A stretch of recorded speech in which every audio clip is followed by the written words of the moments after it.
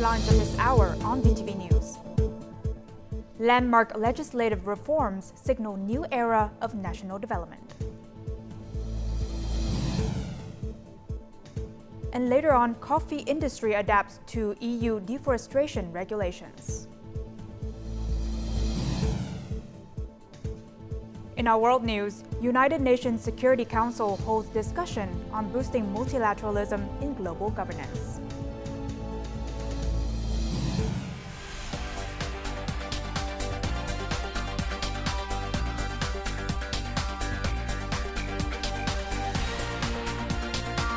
Broadcasting from Hanoi, the capital of Vietnam, VTV News starts right now.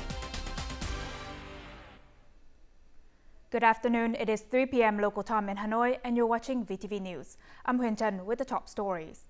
Now, after 6.5 days of deliberations, the National Assembly concluded its 9th extraordinary session on Wednesday morning. Party General Secretary To Lâm and other incumbent and former leaders of the party and the state also attended the session. In his closing speech, National Assembly Chairman Trần Thanh Mẫn emphasized that during this extraordinary session, the legislative body passed 4 laws and 5 resolutions. Laws are related to government restructuring, and resolutions aimed at promoting socio-economic development and advancing key national projects. The top legislator described the session as a milestone in lawmaking. It addressed institutional and policy barriers to pave the way for breakthroughs and development opportunities.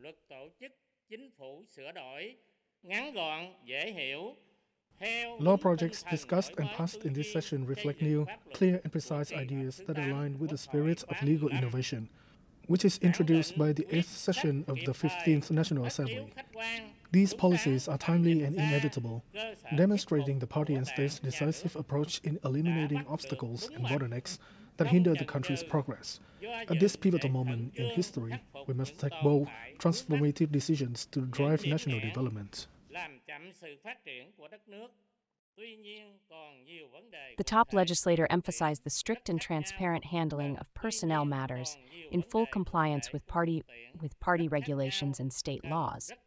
He called on the government to swiftly draft and implement detailed plans based on the newly passed laws and resolutions.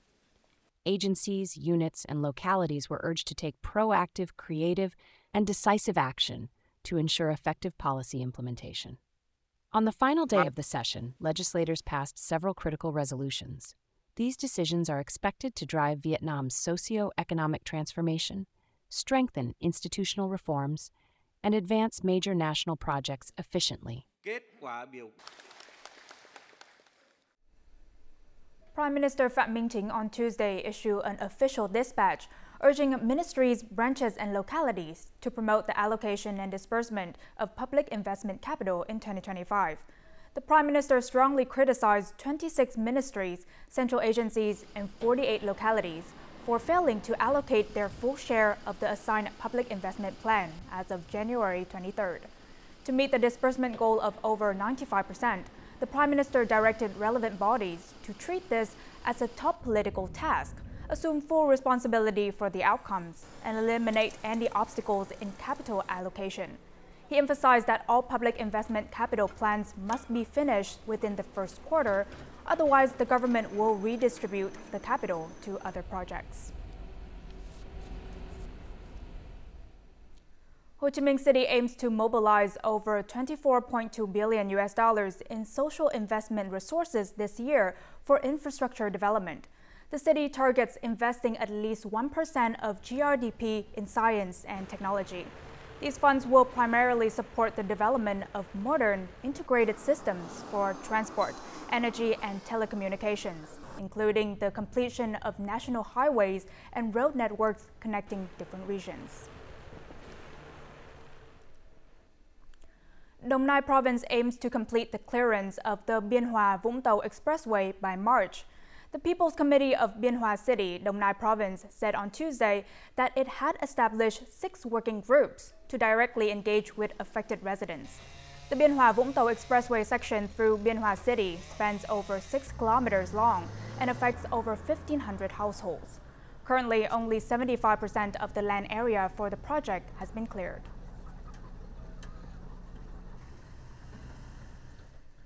Trade turnover through Lạng Sơn province has reached over $403 million this year, while tax revenue has exceeded $29.3 million, a 5% increase from the same period last year. The Hữu International Border Gate contributes the highest share of more than $214 million, followed by the Tân Thanh Border Gate of more than $118 million. Currently, custom clearance operations are active at 5 border gates, processing about 1,000 vehicles every day through customs routes and specialized transport roads. Key import and export items include automobiles, machinery and equipment, consumer goods, agricultural products, and fresh fruits. Coffee prices continue to surge, with both Robusta and Arabica reaching record highs in recent decades. While prices typically decline after Vietnam's coffee harvest ends, they have continued to rise this year. Experts say these global price fluctuations have created favorable conditions for the domestic coffee sector. More details in the following. Arabica prices have set a new record of $9,500 USD per ton, increasing by more than 60% from 15 years ago. This surge is primarily due to supply concerns, as the 2 major Arabica producers face disruptions. Brazil expects a poor harvest this year, with production forecasted to drop by about 15%, while Colombian coffee exports are under pressure from potential U.S. tariff hikes. Colombia is the world's largest producer of processed Arabica, with most exports going to the U.S. If the U.S. imposes a 25% tariff, it will inevitably impact the global Arabica supply. While Arabica producers struggle, Vietnam, the world's leading Robusta coffee producer, is thriving. As Arabica prices soar, global roasters are switching to Robusta for blending, particularly given the $3,500 USD per ton price difference between the varieties. This shift has driven robust coffee exports. I believe buyers worldwide will flock to Vietnam and Indonesia for coffee. This year, the sector could generate over $6 billion, possibly even $7 billion US. This is a great sign for both businesses and farmers. Despite the positive outlook, experts warn that price fluctuations also present risks for businesses. Companies must be cautious with long-distance trading and avoid excessive speculation. Producers must strengthen cooperation with farmers and focus on sustainable, high-quality production. These will likely be key to long-term success. Authorities are urging financial institutions to provide businesses with better access to loans at reasonable interest rates.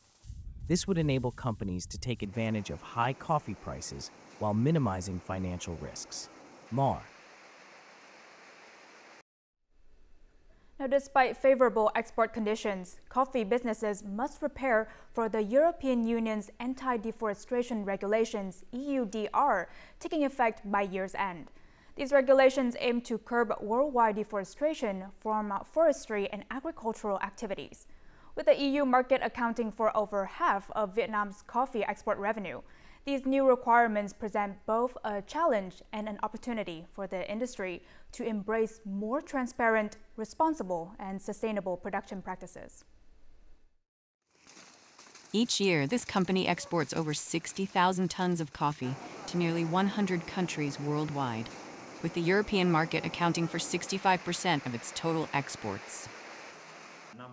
In 2025, we will expand our supply chain to work directly with farmers, enhancing sustainability and traceability. We are preparing all necessary traceability documents and crop geolocation records.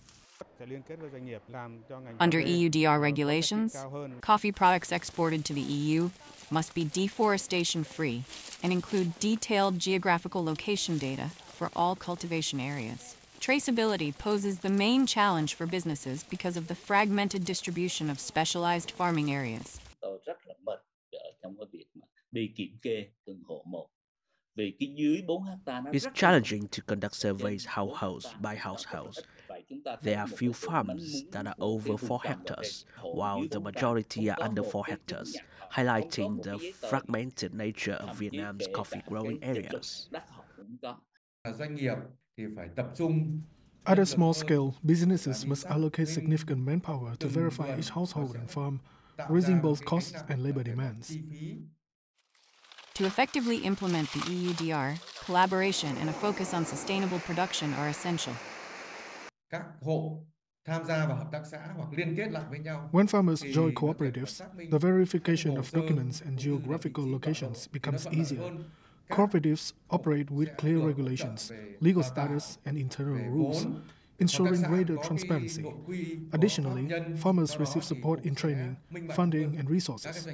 Businesses are investing in partnerships with farmers and cooperatives to establish centralized, sustainable, and organic farming. The EUDR reflects evolving global consumer preferences. By adapting proactively, Vietnamese coffee producers can boost their competitiveness in the EU market while transforming the industry to be more transparent, responsible, and sustainable. And before we move on to other important updates, let's take a look at the foreign exchange rates of today, February 19th.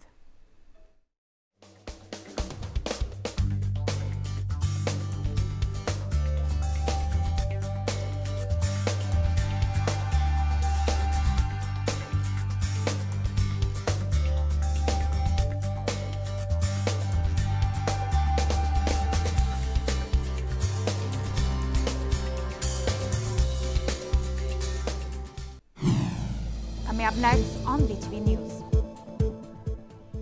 Quảng Nam Province enhances public service efficiency.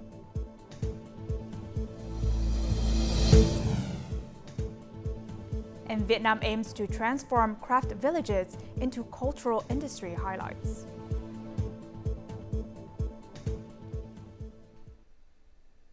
Now moving on to other news, the South Central Province of Quảng Nam has merged the old Nông Sơn and Quế Sơn districts to form a new Quế Sơn district, while streamlining 16 commune-level administrative units. The new local administrative system is now operating smoothly and efficiently. More on this in the following. Since Lunar New Year, hundreds of citizens have visited the new local administration daily for administrative procedures.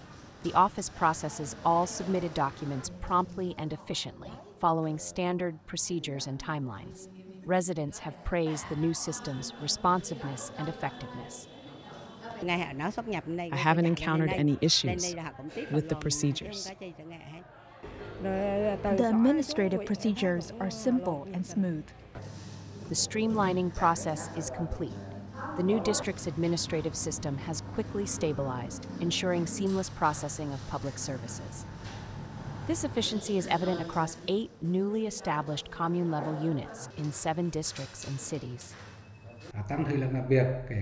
With the spirit of putting people's interests first, the entire political system is committed to carrying out effective administrative procedures for the public. Quảng Nam Province continues addressing challenges from the streamlining process while maintaining administrative efficiency. The province is also working to optimize operations to deliver better public services. The Sikamen 1 hydro power plant in Atapu, Laos, reaches peak electricity generation from January to May each year. And during this period, Vietnam's transmission team ventures deep into the mountains to inspect lines, ensuring stable and safe power flow from Laos to the Vietnam border. They traverse tall grass-covered mountain paths under the scorching sun from early morning. A day of inspecting the transmission lines for the Sikamen 1 power company in Atapu, southern Laos, stretches on until evening. Their main task is to check the transmission line's temperature for safety. With locals clearing land for farming, the team uses drones and educates people to prevent forest fires that could damage the lines. The team of just over 10 people is responsible for 3 of the 220 kV control points on the transmission line, which spans over 70 kilometers from Sikamen 1 hydropower in Laos to the Phie substation in Kon Tum. Their work and lives are closely tied to remote villages in Laos, fostering a strong, united bond between Vietnamese and Lao colleagues. Working with the transmission team, I'm proud and grateful for the support of my Vietnamese colleagues. They've taught me a lot, and the unity and care here make me feel like part of a family. In a remote village near the Vietnam-Laos-Cambodia border, the team grows their food to ensure fresh meals, and tending to the plants is an enjoyable pastime after work. Due to the company's location in a remote area of Laos, we've worked hard to ensure the well-being of our staff. We developed a farming system to be self-sufficient in food, preparing for situations where we might be isolated and unable to buy supplies. Being far from home can cause homesickness, but the pride in contributing to the friendship between Vietnam and Laos motivates us to work hard and complete our tasks excellently. Power transmission is challenging, but these dedicated workers remain optimistic and responsible, ensuring safe power delivery across the country.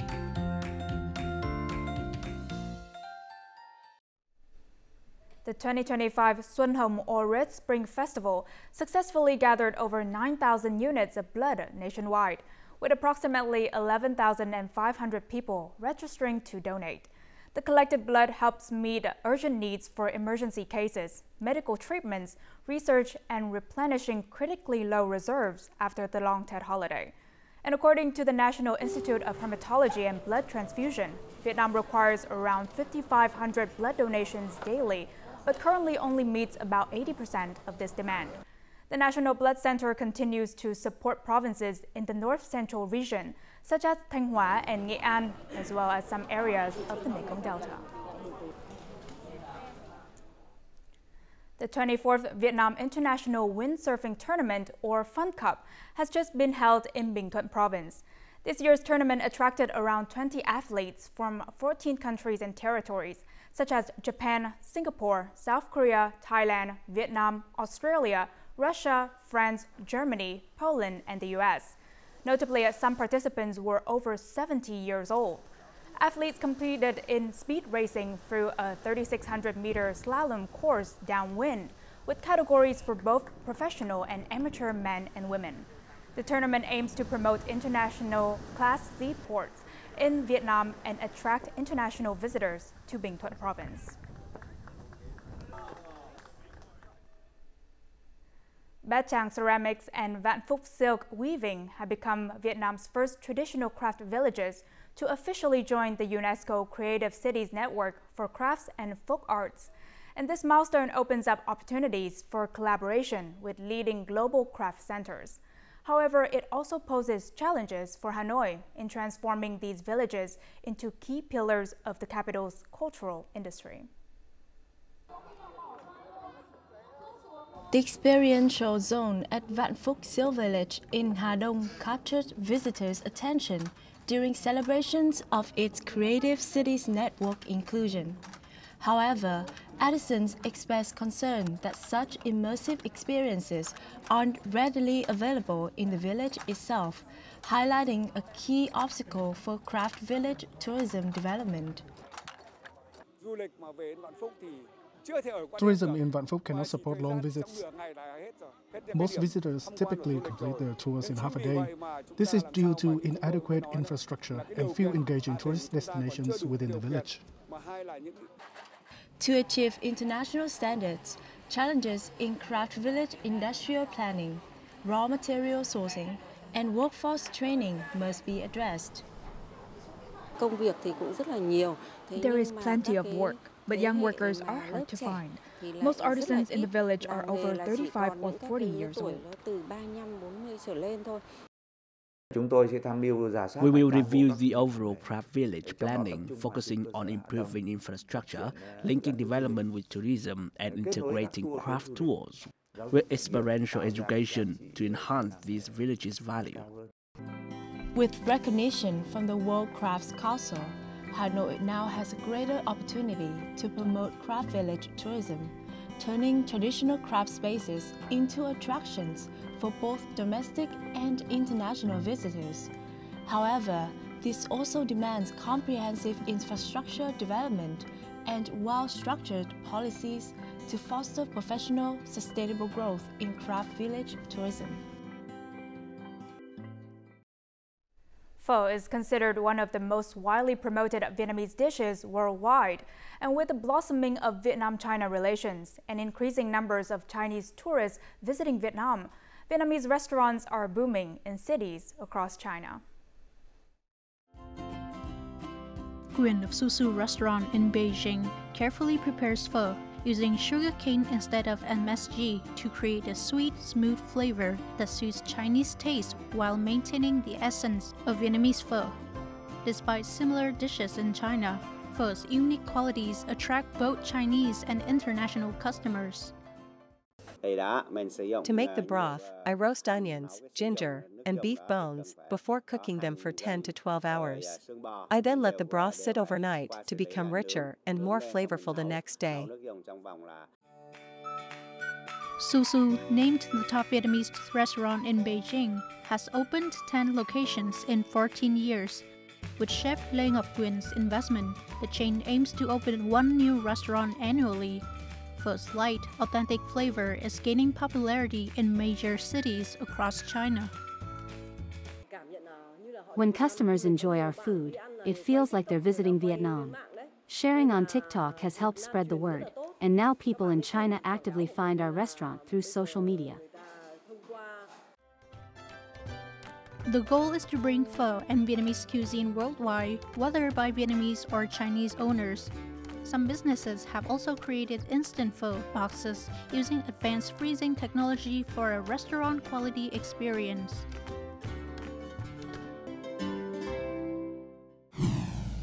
Coming up next in our world news. United Nations Security Council holds discussion on boosting multilateralism in global governance.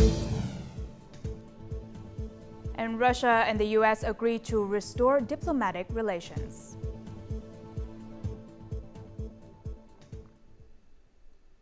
Now moving on to our world news, the United Nations Security Council held a high-level open debate on maintaining international peace and security, upholding multilateralism, reform, and enhancing the effectiveness of global governance early Wednesday morning. Discussions focus on solutions to conflicts in Ukraine and Gaza. Chinese Foreign Minister Wang Yi emphasized Beijing's support for all efforts to promote peace talks in Ukraine. On the Middle East situation, he stressed that maintaining a two-state solution is key to resolving the conflict in Gaza. The meeting also highlighted the importance of fairness in the implementation of international law.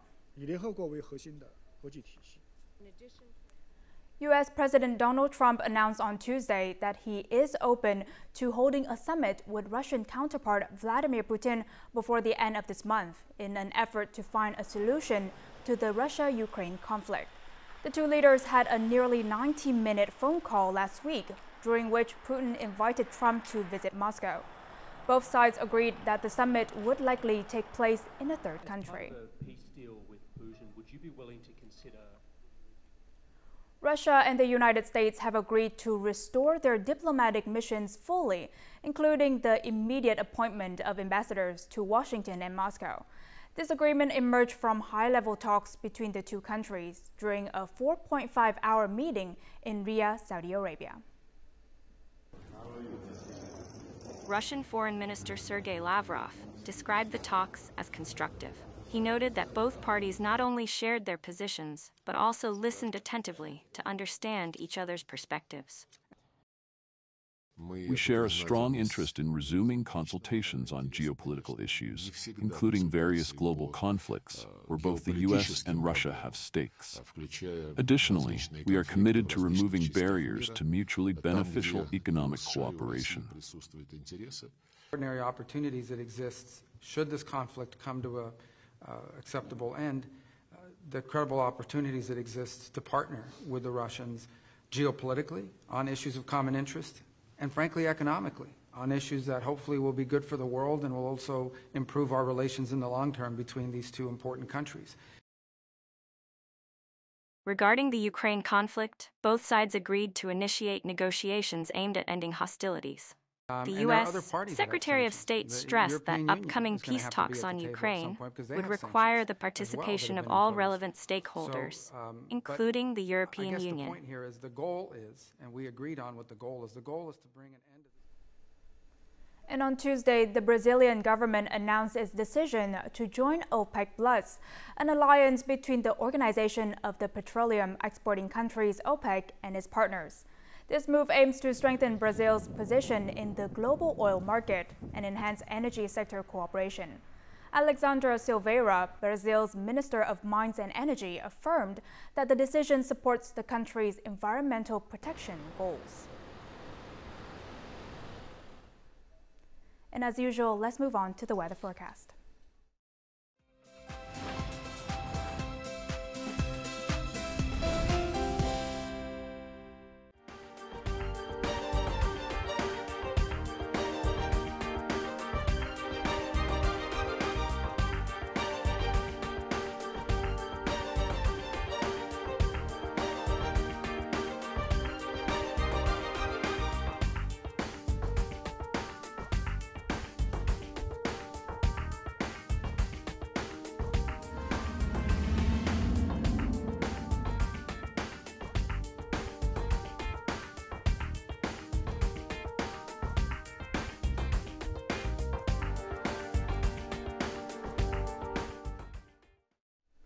And that's all the news we have for this hour. To rewatch our program, you can download our mobile app VTVgo or check out our YouTube channel VTV4Go.